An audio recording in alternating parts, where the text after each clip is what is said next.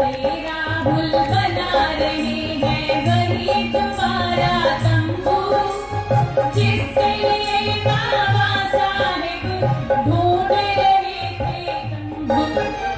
घंटे राहुल बना रहे हैं, सभी बोलिए।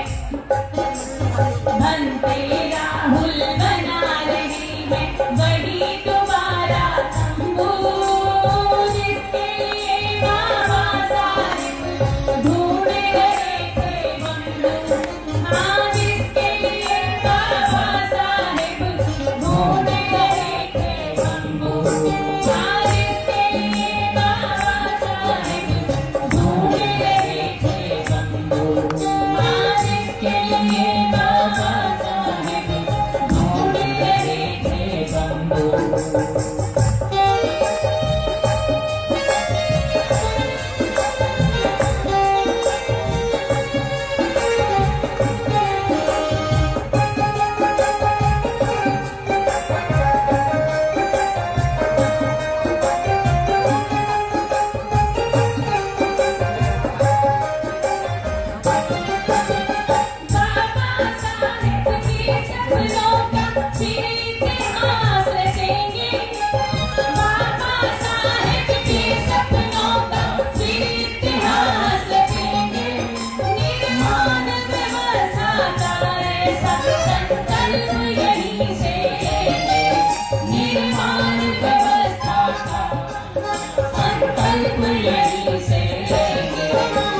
मिलकर खड़ा करेंगे फिर से, मिलकर खड़ा करेंगे फिर से वही तुम्हारा तंबू, जिसके लिए बाबा साहेब ढूंढ रहे थे बंबू।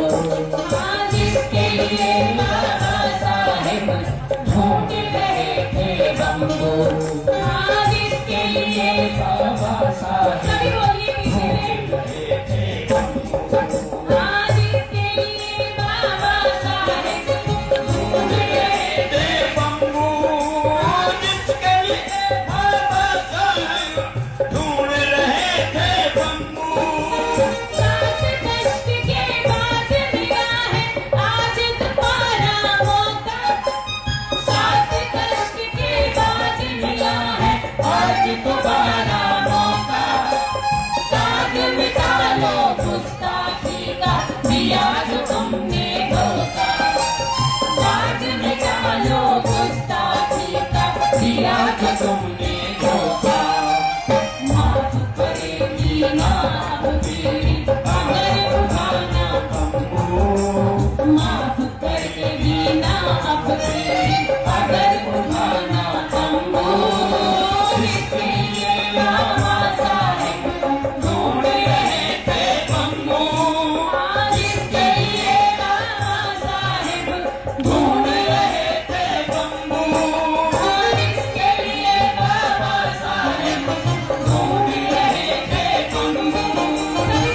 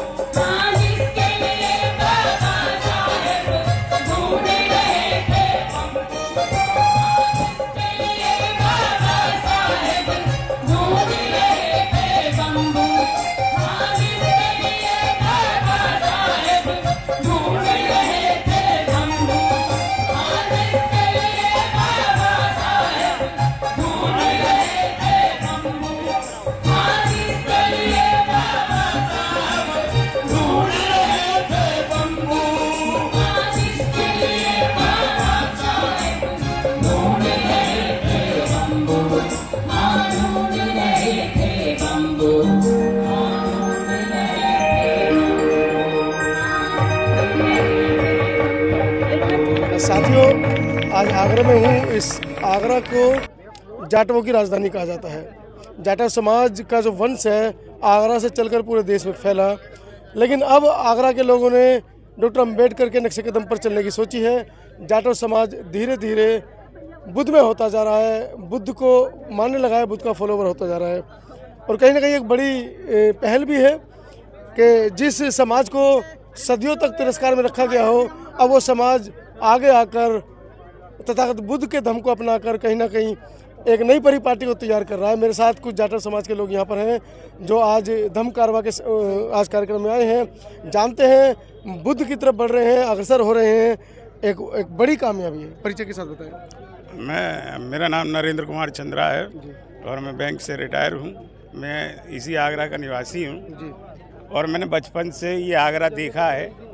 ये आगरा में भगवान बुद्ध और बाबा साहब, जो मजदूर है, जो अनपढ़ है, वो भी जो है बाबा साहब के नाम पे, भगवान बुद्ध के नाम पे तुरंत इकट्ठा होता है, तुरंत खड़े होते हैं और बड़ा उसको मानते भी हैं। समझे, शिक्षा के क्षेत्र में भी यहाँ बहुत लोग हैं और पॉलिटिक्स में भी बहुत अच्छे अच्छे नाम आई यहाँ पे, और सर्विस, बिजनेस, दोनों तरफ बहुत ज़बरदस्त प्रयास रहते हैं। लेकिन जो व्यवसाय रहा है पुश्तैनी, अब कहीं ना कहीं उसको हीन भावना में डालकर जाटव समाज उसको छोड़ता जा रहा है। दूसरे समाज उस नहीं, जाटव समाज छोड़ता नहीं जा रहा है। इसको जो है, जो नई टेक्नोलॉजी आ रही हैं जी, वो सस्ता आइटम बना देती हैं। संसाधनों का अभाव है। मैनुअली जो करेगा उसको, वो नुकसान में रहता है। जी, तो पहले मैनुअली ही होता था, मैनुअली किया जाता था। मशीनीकरण जो है उसमें बहुत मिनिमम इस्तेमाल शुरू हुआ, लेकिन अब उसमें टेक्नोलॉजी आ गई है, बड़ी मशीनें आ गई हैं, बड़े कॉरपोरेट घराने आ गए हैं। तो जो कुटीर उद्योग था, लघु उद्योग था, वो प्रभावित उस बड़े कॉरपोरेट और टेक्नोलॉजी से हुआ है। जी जी जी जी। लोगों में कमी नहीं है। मैं पिछली चुनाव में जब यहाँ पर आया था तो मैंने जो यहाँ का जो चर्मकार समाज है, जो जूते बनाने वाला समाज है, उनसे मैंने चर्चा की थी। तो वो कह रहे थे कि हमें चामर कहा जाता है, चमार कहा जाता है, और कहीं ना कहीं एक बड़ी उन्होंने खुलासा किया कि हमारे बच्चों की शादियां नहीं हो पा रही हैं जाटव समाज में, और एससी कैटेगरी में भी शादी नहीं हो पा रही है इस काम की वजह से। इसलिए वो इस काम से दूर हो गए। शादी का विषय जो है ये थोड़ा सा अलग टॉपिक है, ये दूसरा टॉपिक है। पढ़ाई लिखाई इसमें क्या था कि जो पहले जो है मृत मवेशी उठाने का जो काम करते थे, जी जी जी, जिनकी खाल निकालने का काम करते थे, तो बाबा साहब ने शुरू में ही कहा था कि भाई हमें ये काम नहीं करना चाहिए। और फिर मानवर काशीराम साहब आए, उन्होंने भी तो फिर पूरा जोर दे करके कहा कि इस काम को छोड़ दीजिए, और लोगों ने अधिकांश ने इस काम छोड़ दिया। लेकिन जो लोग नहीं छोड़ रहे थे, उसकी वजह से लोग हमसे नफरत करते थे। वो लोग नहीं छोड़ रहे थे, तो फिर हमारी समाज ने ही उनका थोड़ा बहिष्कार किया और धीरे धीरे करके उन लोगों ने वो काम छोड़ दिया। आज ऐसी कोई स्थिति नहीं है। ऐसी मतलब इस पूरे प्रकरण जो आपने अभी बताया है, उसमें कहीं ना कहीं ऊना कांड भी प्रभावित करता है इन सब चीज़ों को। देखिए, जिस तरीके से उनको देखिए ऊना कांड जो हुआ था, वहाँ पर जो कार्यक्रम जो होता है, ये आज भी काम हो रहा है। ऐसा नहीं है कि आज काम नहीं हो रहा है, लेकिन आज काम जाटव समाज नहीं कर रहा है। बिल्कुल। इसका कोई दूसरा ही समाज काम कर रहा है। ऊना जो कांड हुआ था उसमें भी वो जाटव समाज के लोग नहीं थे, लेकिन बहुजन समाज के लोग थे।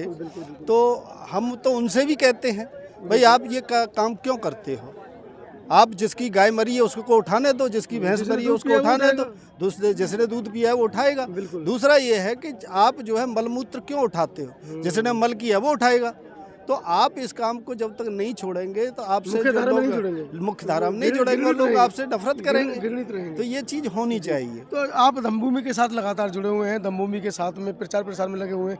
आगरा के अंदर कैसा आप देख रहे हैं बौद्ध समाज का बढ़ता वर्चस्व है? बाबा साहब 56 में कह गए भारत को बुद्ध में बनाना है, बहुजन बुद्ध बन जाओ, उस और क्या प्रयास आपके चल रहे हैं? देखिए, मैं जो है भंते जी से जब से आगरा में आए हैं, जब से मैं भंते जी से जुड़ा हुआ हूँ, और हम ये धम्म कारवां के फाउंडर हैं। मैं फाउंडर मेंबरों में से हूँ। मेरा नाम अशोक सिंह है और शुरू से ही हम लोग जो है इसमें लगे हुए। जब ये धम्म ग्रंथ बना था उसमें भी हम रात रात तक मतलब जो है काम करते थे। और जब से ये जो है धम्म कारवां निकलना शुरू हुआ है, हम लोग जो आगरा की जो टीम है हमारी, मैं उसका एक मेंबर हूँ, उसको लेकर के हमने ही ये कारवां शुरू कराया भंते जी की अगुवाई में, भंते जी के मार्गदर्शन में। और वाकई जब से भंते जी आगरा में आए हैं, जब से एक धम्म की पहचान हुई है। यहाँ पर लोग धम्म धम्म चिल्लाते तो थे, लेकिन धम्म की ऐसी कोई स्थिति नहीं थी जो आज हर 18 मार्च को देखने को मिलती है कि पूरा आगरा जो है पूरा एकदम बुद्धमय हो जाता है, पूरा पंचशीली दिखाई देते हैं। अच्छा, उसके बावजूद मैं पिछले 11 वर्षों से यहाँ पर आ रहा हूँ, जब से आप लोगों ने वो स्टील का बुद्धानी धम्मा निकाला था, वो पहला कार्यक्रम था, है ना? नहीं, वो पहला कार्यक्रम नहीं, उससे पहले एक कार्यक्रम और हुआ था। हाँ, ये 2015 में बना था धम्म ग्रंथ। मैं तब से यहाँ पर आ रहा हूँ, लेकिन मैंने देखा सड़क पर बड़ा मतलब इतने अनुशासन लोग चलते हैं, ना कहीं जाम लगता है, ना कहीं पुलिस वालों को सिरदर्दी होती है। वरना मैंने और भी बहुत सारे जुलूस देखे हैं, देखिए हड़कंप रहता है। देखिए, जो बौद्धिस्ट लोग होते हैं वो होते ही शांति का प्रतीक है, और जो सफ़ेद कपड़े पहन करके चलते हैं वो वैसे ही शांति का प्रतीक है, सफ़ेद जो माना जाता है। और भंते जी की अगुवाई में जो कार्यक्रम होता है, और भंते जी के जो मार्गदर्शन में जो हम लोगों को बताया जाता है कि हमको किस तरीके से चलना है, किस तरीके से हमें काम करना है, कोई भी अव्यवस्था नहीं होनी चाहिए, मार्ग नहीं रुकना चाहिए, उस तरीके से हम लोग चलते हैं, लाइन में चलते हैं। तो आप उससे पहले भी जो है 2015 में धम्म ग्रंथ बना था जो 2 टन का था, और उसकी जो है लास्ट में रात में हमने उसकी गाड़ी तैयार कराई थी। और सवेरे जब पता लगा था कि तो वो गाड़ी जो थी उस पर जो है हमारा धम्म ग्रंथ नहीं आ पा रहा था। अचानक ही भंते जी ने जो है कहा था कि भाई गाड़ी खरीदनी है, नई गाड़ी खरीदनी है। और गाड़ी जो है 9 लाख रुपए की आ रही थी। चूँकि दूसरे दिन धम्म ग्रंथ निकलना था, तो हम सब लोगों ने इकट्ठे हुए, जो टीम के मेंबर थे, हम लोगों ने जो है ये मान के चलिए 4 घंटे में हमने 9 लाख रुपया इकट्ठा गाड़ी खरीद दी थी हम लोगों ने। तो भंते जी ने कहा था कि मतलब जो है भंते जी ने बहुत हमको साधुवाद दिया था कि आप लोग जो है आगे काम कर सकते हैं। तो हम लोग जब से लगे हुए हैं। और आगे इस विषय पर और क्या क्या करने की सोच रहे हैं, क्या क्या रणनीतियाँ हैं? देखिए, वैसे तो हमारे भंते जी का जो मार्गदर्शन होता है वो सही ही होता है। वैसे हम लोगों को भंते जी जो है मार्गदर्शन देते हैं, पूछते भी रहते हैं हम लोगों को आगे क्या होना चाहिए। आज भंते जी ने कहा कि भाई मैं कब तक इसको संभालूंगा, आप जिम्मेदारी आगरा के कब लोगे? तो हम कहते हैं भंते जी जब तक आप हो, जब तक कर ही रहे हो, बाकी आप आज तो तंबू के अंदर बहुत सारे बम्बू जुड़े हैं, उनको क्या जिम्मेदारी मिलने वाली है? तो उनको यही जिम्मेदारी है, हम टीम बना करके जो है काम करेंगे उन लोगों का। हम भी जो है कुछ दिन में 3-4 साल में रिटायर हो जाएंगे, हम भी तंबू का बम्बू बनेंगे और भंते जी के मार्गदर्शन में काम करेंगे। लेकिन अब नौकरी में रहते हुए भी काम कर रहे हैं। तो साथियों, ये वो टीम है जो आज के इस ऐतिहासिक कार्यक्रम के पीछे, पर्दे के पीछे जो दिखती नहीं है, लेकिन आज का जो ऐतिहासिक कार्यक्रम आप लोगों ने देखा, सुबह से वीडियोज़ आप देख रहे हैं तमाम यूट्यूब चैनल पर, तमाम सोशल मीडिया पर। तो इस टीम की वो ताकत है जो आज लाखों की संख्या में सड़कों पर बड़े ही व्यवस्थित तरीके से धम्म कारवां निकाला गया, और बड़ा ही प्रसन्न तरीके से भंते जी के धम्म देशना के बाद कार्यक्रम की समापन हुई है। आपको वीडियो के बारे में क्या कहना है, कमेंट सेक्शन में जरूर बताइए।